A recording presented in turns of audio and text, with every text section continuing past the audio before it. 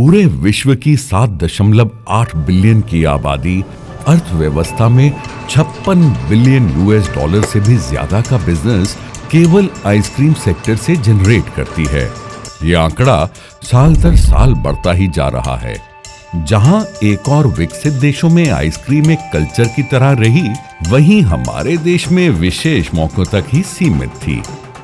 इस अंतर को मिटाने और देश में इंटरनेशनल टेस्ट बनाने का सपना आज से 4 दशक पहले एक शख्स ने देखा और उसे नाम दिया गोपाल छप्पन।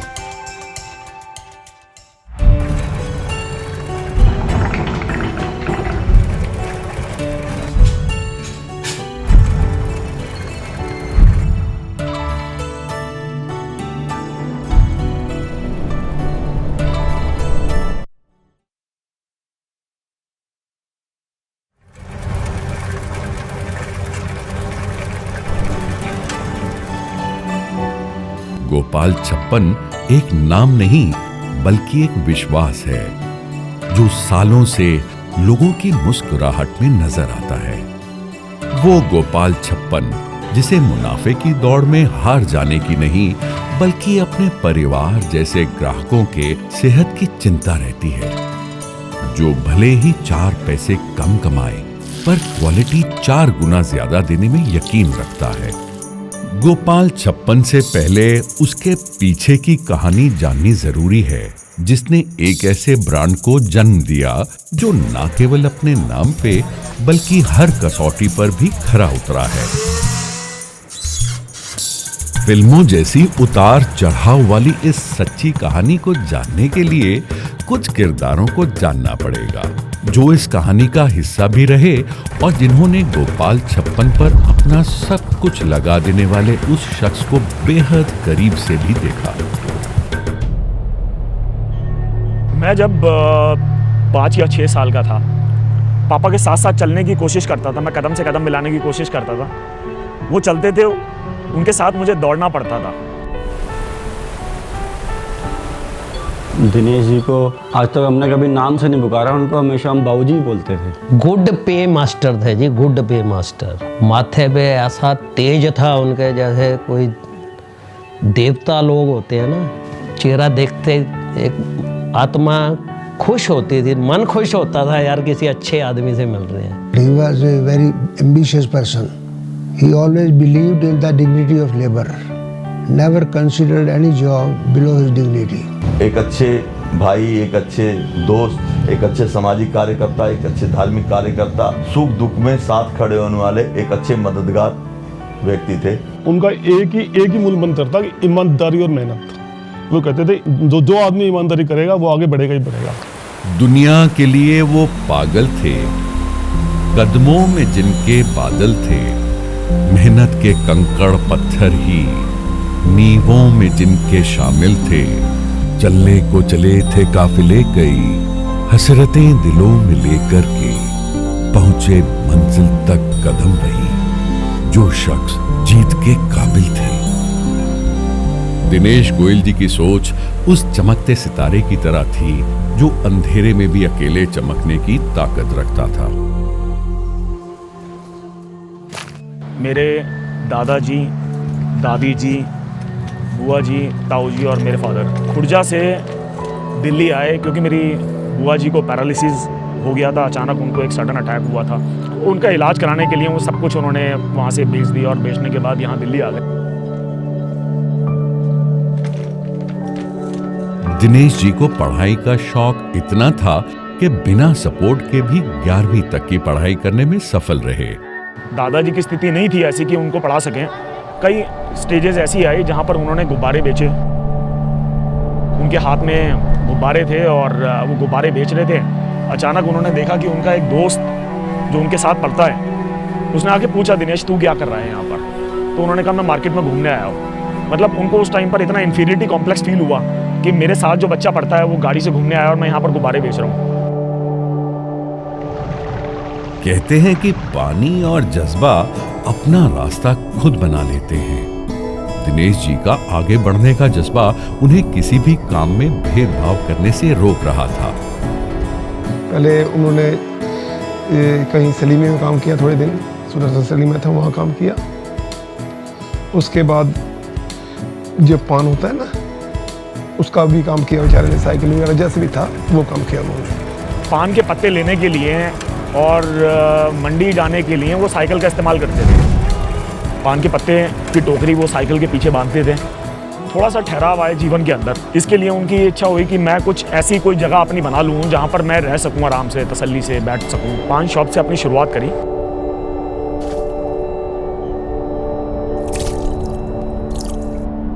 जहां एक तरफ बेजान पड़े बाजार में अपना जूस कॉर्नर खोल के उन्होंने बातें सुनाने वालों को एक मौका दे दिया, पर साथ साथ अपने विश्वास और मेहनत की नींव को हिलने नहीं दिया। जब हम छोटे थे तो हम देखते थे वो जूस बनाते थे। जो जूस बनाते थे तो जूस की जो छन्नी होती थी, छन्नी की आवाज़ जब छानते थे, cut cut cut cut cut cut करके वो आवाज़ गूंजती थी। In the beginning, people ridiculed him that who will come here, but he was confident that he will draw the customers towards him. जो मार्केट एक तरह से खाली वीरानापन हो गया था, तो गोपाल जूस कॉर्नर की भीड़ की वजह से, लोगों का जुड़ने की वजह से लोग धीरे धीरे यहाँ पर जुड़ते चले गए। मैंने मेरे ख्याल से 9 या 10 साल की उम्र में पापा के साथ गल्ले पर बैठना शुरू कर दिया था, जूस बनाना शुरू कर दिया था। वैसे सभी को ऊपर वाले के इशारे तो हजारों मिलते हैं, पर उन इशारों को समझने की काबिलियत और हिम्मत हजारों में से किसी एक के पास ही होती है। ऐसे ही एक इशारे को दिनेश जी ने एक मौके में बदल दिया, जिसने उनके आगे के सफर की दिशा तय कर दी। जब वो मंडी जाते थे तो उन्होंने देखा कि एक आदमी वहाँ पर हाथ से चलाने वाली एक आइसक्रीम की पेटी होती थी, उसके अंदर वो आइसक्रीम बनाते थे। उसको देखकर उनको काफ़ी प्रेरणा मिली और उनके मन में प्रबल इच्छा उत्पन्न हुई कि मैं भी आइसक्रीम बनाऊँ। शुरुआत करने के लिए उन्होंने वो आइसक्रीम की पेटी खरीद ली। जब वो आइसक्रीम की पेटी खरीदी तो उन्होंने अपनी तरफ से प्रभु से प्रार्थना करी। श्री कृष्ण का उन्होंने नाम रखा, गोपाल आइसक्रीम के नाम से उन्होंने काम की शुरुआत करी। पर ये इतना आसान नहीं था। खराब हालातों से लड़ना तो दिनेश जी के लिए कोई नई बात नहीं थी, पर अब कोई और भी था जो उनका साथ तन मन और धन से देने का वचन लगातार निभा रहा था। एक सेइंग है, एक कहावत है जो कहते हैं behind every successful man there is a woman. तो मेरे फादर के केस में वो हर एक मोमेंट पर, हर एक जगह पर वो कदम से कदम मिलाकर उनके चली। जब हमारा जूस का काम होता था तो क्योंकि इतनी कैपेसिटी नहीं थी कि हम कोई स्टाफ हायर कर सकें या कुछ कर सकें, तो एक छोटी सी जगह होती थी, एक छोटी सी गैलरी होती थी, 2 फुट 2.5 फुट की एक गैलरी होती थी। उसके अंदर बैठकर मम्मी मौसमियाँ छीलती रहती थी और मौसमियाँ छील कर वो टोकरों में डालकर वो पापा को देती थी। पापा उसका जूस बनाते थे और बेचते थे। कुछ अलग कर जाने की धुन में सवार दिनेश जी को जब भी किसी ने कोई फीडबैक दिया तो उन्होंने उसे बड़ी सकारात्मकता से लिया। उस वक्त गेलॉर्ड का प्रोडक्शन मैनेजर उनको मिलता है अकस्मात और उनको आके बताता है कि ये मशीनरीज आप इंट्रोड्यूस करोगे तो आपके प्रोडक्ट की क्वालिटी अच्छी हो जाएगी। जब वो मशीन लेना चाहते थे, होमोजेनाइजर कहते हैं उस मशीन को। होमोजेनाइजेशन मशीन का काम ये होता है कि वो एक मिक्सचर की मॉलिक्यूल लेवल पर ले जाकर पिटाई करता है और उसको एक जान कर देता है। क्योंकि वो मशीन बहुत महंगी थी और पैसे नहीं थे। तब नई नई शादी हुई थी पापा की, कुछ ज्वेलरीज थी घर में, जो उन्होंने ज्वेलरी सारी बेच दी और बेचने के बाद वो मशीन खरीदी। मतलब आप मान सकते हैं कि कोई इंसान सोना बेचकर लोहा खरीद रहा है, वो क्या उनके मन में कितना पैशन रहा होगा कि मेरे को क्या करना है। उन्होंने ये कहा कि आज हम जेवर बेचकर मशीन ले लेंगे और हमारा अगर काम चल पड़ा तो हम ऐसे तो जेवर कई बना लेंगे। तो इस मंशा के साथ, इस पर्पस के साथ उन्होंने वो मशीन खरीदी और मशीन खरीदने के बाद जो आइसक्रीम की क्रीमीनेस और जो आइसक्रीम की क्वालिटी और जो इम्प्रूवमेंट आइसक्रीम के अंदर आई, फिर उसके बाद नो लुकिंग बैक।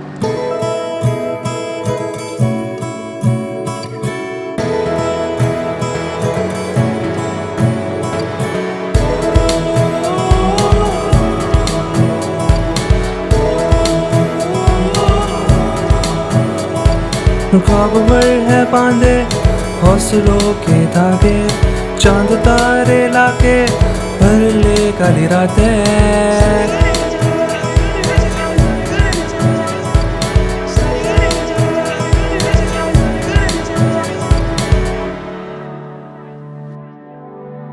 उन्होंने अपने प्रोडक्ट स्वास्थ्य को ध्यान में रखकर ही बनाए और पहली बार हेल्थ फ्रेंडली आइसक्रीम की शुरुआत की। समय का चक्र बदला। इस दूरदर्शी प्रणेता ने वो कर दिखाया जिसकी आशा स्वयं उनके अपनों को भी न थी। सफलताएं बढ़ी पर प्रयोग कम नहीं हुए। आइसक्रीम की इम्प्रूवमेंट का तो ना उनमें जुनून था। मतलब उनको किसी चीज़ का पता चल जाए कि इस प्रोडक्ट से आइसक्रीम की जो क्वालिटी लेवल है वो अच्छा इम्प्रूव होगा, तो वो बस उसके पीछे लग जाते थे और उस पर सालों मेहनत करते थे। वो दिनेश जी के नाम से या गोपाल जी के नाम से कोई भी यहाँ चीज़ अगर खोलेंगे तो मतलब लोगों की जुबान ऐसे वाहवाही करते हुए जाते हैं कि हाँ भाई टेस्ट बहुत बढ़िया है। अपनी आइसक्रीम का जो मटेरियल ये खुद बनाते थे, उसमें क्या डलता है क्या नहीं डलता किसी की हेल्प नहीं ली, खुद ही रिसर्च किया। आइसक्रीम का जो मिक्सचर होता है उस मिक्सचर को लेकर वो उसके ऊपर रिसर्च करने में लगे रहते थे। वो मिक्सचर, उसकी टेक्सचर क्या है, उसकी विस्कोसिटी क्या है, उसकी बेसिक मतलब वो मॉलिक्यूल लेवल पे कितना मिला हुआ है। बहुत लोगों ने मार्केट में कोशिश करी उसको कॉपी करने की, लेकिन जो क्वालिटी गोपाल आइसक्रीम की है वो कोई मतलब वो उसके मतलब 19 लेवल तक भी नहीं पहुंच पाया। कि आदमी के अंदर अर्ज होती है ना, one has the urge to do something in life and to reach the top, तो that he had in him. मुझको एक दिन कहते हैं कि मैंने कोई 5 स्टार होटल नहीं देखा, मुझे 5 स्टार होटल लेके चल गई। तो मैं इनको ओबराय होटल ले गया, खाना खाया, खाना खाने के बाद हमने आइसक्रीम मंगवाई। तो आइसक्रीम खाई तो कहते हैं यार इसका तो टेस्ट ही नहीं है, तो बेकार है। मैं हाँ लाला इसमें टेस्ट ही नहीं है। कहता यार हमारी यहाँ आइसक्रीम बिक सकती है। तो वहाँ के जो हेड पूछा कौन है, तो हेड बुलवाया, तो उनसे पूछा भी ये लाला दिनेश चंद्र जी हैं और ये आइसक्रीम मैन्युफैक्चर है और आपको हम यहाँ सप्लाई कर सकते हैं। तो कहते हैं क्यों नहीं कर सकते, अब सैंपल लाइए।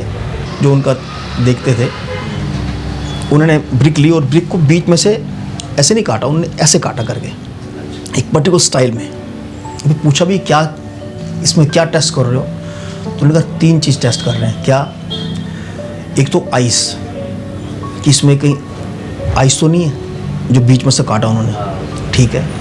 सेकंड इसके रेशे, और थर्ड इसमें फैट।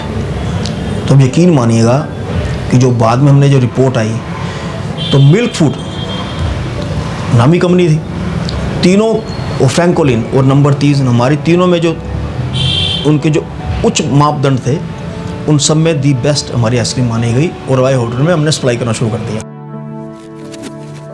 अपने प्रोडक्ट को और बेहतर करने के लिए उन्होंने देश विदेश में सभी संभावनाओं को तलाशा और फिर कुछ ऐसे मील के पत्थर लग गए जिसने पूरे देश में एक नया ट्रेंड सेट कर दिया। जब टाइम उन्होंने मैंगो शेक का स्टार्ट किया विद आइसक्रीम, तो उन्होंने हमें बुलाया कि भाई ऐसे ऐसे मैं एक चीज़ स्टार्ट कर रहा हूँ। मैं ठीक है अंकल जी आप करो। मैंगो शेक के अंदर साथ इन्होंने जब शुरू किया तो मैंगो शेक के अंदर ड्राई फ्रूट डालना इन्होंने स्टार्ट किया। शुरू में लोगों ने इनको खूब मजाक उड़ाया कि अरे क्या कमा लेगा, क्या खा लेगा, कहाँ से पैसे कमा लेगा ये, और ड्राई फ्रूट भी कोई डालता है। इन्होंने किसी की बात नहीं मानी और ड्राई फ्रूट का चलन शुरू कर दिया। इवनिंग में रात को 8 बजे 9 बजे 10 बजे के बाद तो वहाँ पर ऐसा रश होता था मैंगो शेक के लिए कि नंबर घंटा पर जो नंबर ही नहीं आता था। एक घंटा इंतजार करते थे। जब शेक्स उन्होंने इंट्रोड्यूस करे तो शेक्स के अंदर मैंगो शेक कॉमन होता था। उन्होंने चीकू शेक इंट्रोड्यूस करा। चीकू शेक बनाने में उन्हें पूरे 5 साल लगे हैं। हर साल वो चीकू लेते थे, उसको कुछ रिसर्च एक्सपेरिमेंट करते थे, टेस्ट डेवलप करने की कोशिश करते थे नेचुरल, बिना किसी केमिकल के। उनका माइंडसेट यही था कि किसी तरह से नेचुरल प्रोडक्ट जो बॉडी के लिए हेल्दी हो और जो मैं अपने बच्चों को खिला सकता हूँ वो मैं दूसरे लोगों को खिला सकूँ और उसमें एक टेस्ट भी डेवलप हो पाए। पेड़ फल तो सभी को देते हैं पर खुद नहीं खाते। हाँ, कुछ व्यक्तित्व ऐसे भी होते हैं जो जीवन भर मेहनत करके असंभव को संभव करके चले जाते हैं। उनको बहुत छोटी एज में हमने खो दिया। हर इंसान का एक जीवन का एक लक्ष्य होता है कि जब मैं स्ट्रगल करता हूँ तो मैं ये सोचता हूँ कि यार जब मैं एस्टैब्लिश हो जाऊँगा तो उसके बाद मैं अपने जीवन को एंजॉय करूँगा। जब उनकी एंजॉयमेंट की एज थी तो सडनली ही फेल सिक और उनका स्वर्गवास हो गया। जो उनका एंजॉयमेंट की जो उनकी उम्र थी उसमें वो चले गए, काफ़ी छोटी उम्र में चले गए वो। मतलब आज मैं वो चीज़ सोचता हूँ तो मैं सोचता हूँ कि इंडस्ट्री ने एक मतलब बहुत ही मतलब काबिल इंसान जो था बहुत जल्दी खो दिया। अब ऐसे आदमी कहाँ मिलेंगे इस दुनिया में? तो he was a different type of businessman. एक ह्यूमन सेंटीमेंट भी थे कि I have to serve the human being and should not compromise with the quality. उन्होंने न केवल अपने काम को आगे बढ़ाया बल्कि अपने साथ जुड़े हर इंसान की कदर की। यही कारण है कि उनके जाने के बाद भी लोग उन्हें याद ही नहीं महसूस भी करते हैं। बाबूजी तो हमारे मन ही में रहते हैं। उनका दुआ, उनका आशीर्वाद हम लोगों का साथी है सर। उनका जो व्यवहार था हमारे प्रति वो बहुत ही अच्छा था, इसलिए वो हमेशा हमें याद आते रहते हैं और हम उनको हमेशा याद भी करते रहते हैं, क्योंकि उन्होंने जो हमें प्यार दिया वो हम भूल नहीं सकते। बाबूजी के जाने के बाद तो बहुत दुख हुआ। बाबूजी को हम कभी आज ना भूले ना आज तक भूलते हैं। दिन में ऐसा नहीं है जो पूरे दिन में 1-2 बार याद ना करें, हमेशा याद करते हैं बाबूजी को। मैं ऐसा महसूस करता हूँ कि वो मेरे साथ है, मतलब उनका साथ जैसे कभी छूटा ही नहीं। अगर कहीं पर मेरा विजन कोई लॉस होने लगता तो सडनली मतलब out of my consciousness I feel them inside of me. जितना मुश्किल एक ब्रांड को बनाना होता है उतना ही मुश्किल उसे बनाए रखना है। गोपाल 56 की वजह से या गौरव जी की वजह से या इस ब्रांड की वजह से मुझे कहीं ना कहीं आज एक इस पोजीशन पे हूँ या इतना हूँ काबिल कि मुझे खुद को लगता है कि हाँ मैंने कुछ चीज़ गेन किया। बाकी और अभी गेन करना है, वो भी इसी के साथ करना है और किसी के साथ नहीं है। मन रिटायरमेंट यहीं से चाहिए। 2006 में जब दिनेश जी का स्वर्गवास हुआ तब गोपाल छप्पन के सामने कई सवाल खड़े हुए जिनका एक ही जवाब था, गौरव गोयल। बहुत मेहनत करी है गौरव ने भी। जब ये छोटा था, ज़्यादा मैच्योर नहीं था, लेकिन इसने जल्दी समय पे सारी जिम्मेदारी निभा ली। हमारे मित्र दिनेश जी नहीं रहे, अगर आज वो होते तो देखते उनका बच्चा बहुत तरक्की कर चुका है जी, और कर भी रहा है जी। He is an illustrious son of illustrious father।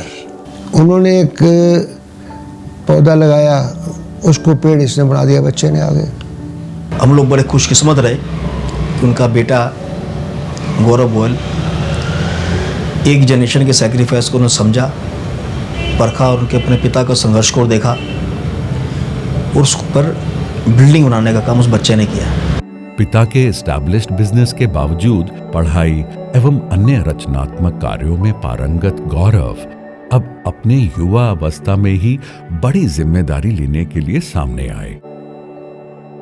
तब उनके पास अनुभव भले ही कम था, पर पिता की तरह हिम्मत और मेहनत बिल्कुल कम नहीं थी। I have done business management and I started my career in ice cream as an amateur।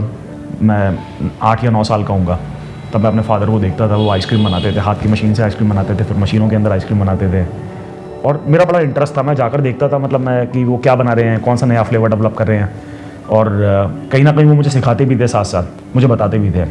वैसे तो गोपाल छप्पन ने फर्श से अर्श तक का सफर सालों में तय किया, पर फिर कुछ ही सालों में गौरव की विजनरी सोच ने भी असर दिखाना शुरू कर दिया। चाहे देश के प्रतिष्ठित सरकारी संस्थान हो या विदेशी दूतावास या फिर दुनिया का सबसे बड़ा रिसर्च सेंटर, सभी पर गोपाल छप्पन के स्वाद का जादू छाने लगा। How did you like the ice cream that you had? Oh, it was delicious, absolutely delicious. And the one you're holding is chana bread. I'm excited to try it. The most delectable thing over here. Lovely, Gopal 56, all the best. Shri Gopal Chappan. I'm having the Shahi ice cream and it is amazing. This is which is in my hand, as I must say, top of the world. It's excellent. Lovely.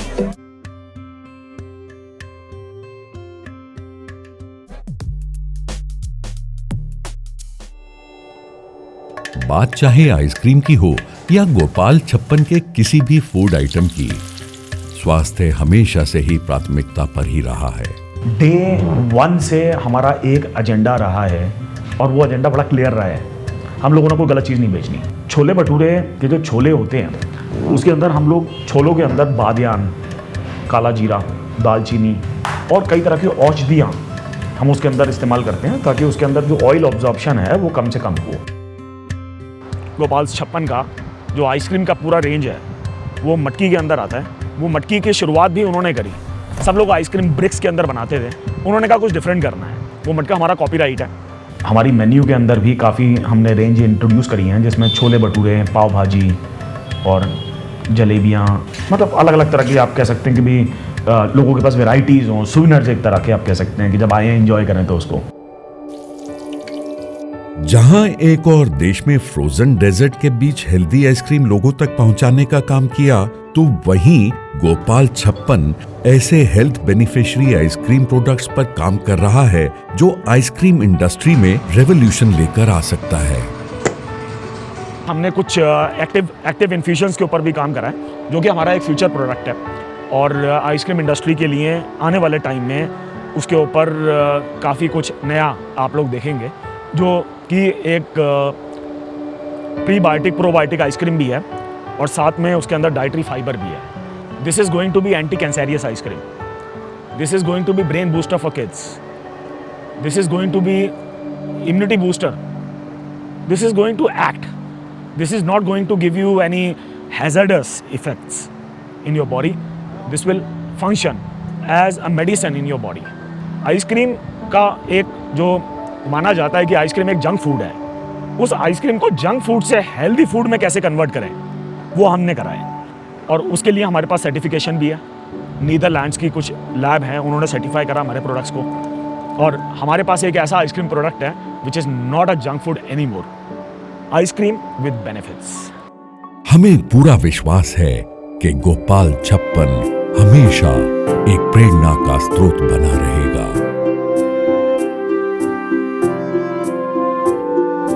आंखों में तेरे थे जलते दिए, मेहनत से तूने जो रोशन किए, तूने ना हालातों से सौदे किए, बंजर में आंसू थे। I am very proud of him and I feel privileged to taking this forward and I wish my son would also take this ahead। हमारी सिस्टर को पैरालिसिस था, वो इलाज कराने के लिए हम गांव से दिल्ली आए थे, वो पैसे ही नहीं थे तो पढ़ेगा, वो बड़ी मुश्किल से वो भी फीस माफ़ करवाई, किसी ने किताब दिलवाई, ऐसे करके मैं हायर सेकेंडरी पास हुआ बस। उसके बाद में पढ़ाई छूट गई। 2-3 बार यूपीएससी में टेस्ट दिए और वो टेस्ट में वो मेरिट के हिसाब से मैं वहाँ तक नहीं पहुँच पाया। मेरे पास 500 रुपये थे और उससे मैंने कई काम करे जिससे कि 500 रुपये से 10-20 हज़ार रुपये तक मैं पहुँच गया। 20 हज़ार के बाद में मैंने यहाँ जूस की दुकान करी और मंडी में जाता था मौसमी वगैरह लेने के लिए। वहाँ एक आदमी हाथ से आइसक्रीम बनाता था, उससे मैंने थोड़ा समझा और समझने के बाद में मैंने भी वैसे ही करना शुरू कर दिया और मैंने नाम रख दिया गोपाल। तो भगवान से प्रार्थना करी और मैं अपनी मेहनत करता रहा। एक दिन क्या हुआ, मैंने एक कप आइसक्रीम का एक आदमी को, अपने कस्टमर को खिलाया। तो वो था गेलोड में प्रोडक्शन मैनेजर। उसने जब आइसक्रीम खाई, उसने कहा तुम्हारे पास मशीनरी नहीं है, अगर तुम सही ढंग से मशीनरी लगा लो तो काम हो जाएगा। तो उसने मुझे मशीनरी का एड्रेस वगैरह दिया, पैसे नहीं थे मेरे पास। मैंने अपने घरवाली का जेवर बेच के और होम मैनेजर ले आया। मैं उससे काम शुरू जब करा तो धीरे धीरे मैं कंसल्टेंसी भी लेता रहता था लोगों से जो इस लाइन के थे और इधर प्रभु का नाम रख दिया था। वो धीरे धीरे मेरा काम चल पड़ा और आज काफ़ी अच्छा काम है। एक मैंने देखा जो भी जितने भी जूस वाले हैं सब मैंगो शेक बनाते थे, उसके अंदर कुछ डालता नहीं था। मैंने मैंगो शेक में आइसक्रीम डाली। पहले तो मैंने खुद खाई, मुझे बहुत अच्छी लगी। फिर मैंने लोगों को खिलाई, उन्हें बहुत पसंद आई। एक ने खाई, वो 4 को लेके आया, 4 ने खाई, 8 को लेके आया। तो फिर मैंने सोचा और 2-4 फ्रूट के ऊपर और रिसर्च करा। उसके बाद फिर मैंने एप्पल के ऊपर रिसर्च करी, एप्पल शेक बनाया, वो बन गया। फिर लीची शेक बनाया, फिर एक गुलाब के पत्ते से शेक बनाया। ऐसे करके 8-10 तरह के शेक बन गए। फिर आइसक्रीम में भी फ्लेवर काफ़ी आ गए मेरे पास और फिर तो वो मतलब लाइन मिलने की बात है। वो मैं लगा रहा और वो मिलते रहे।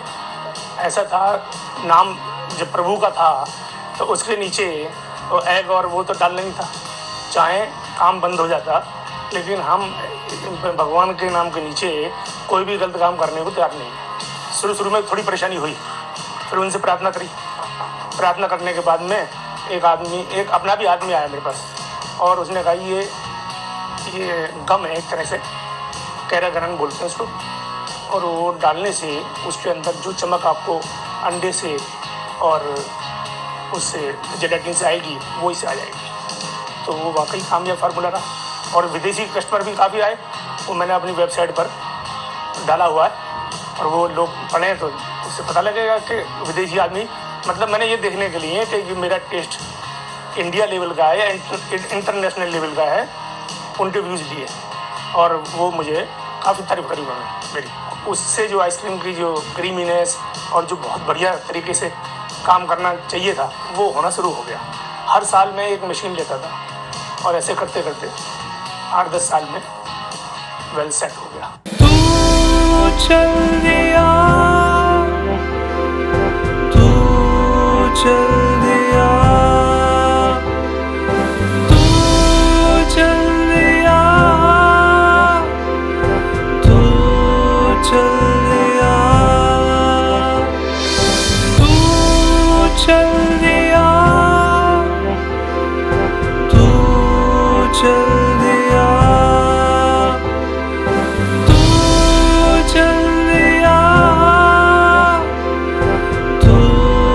चल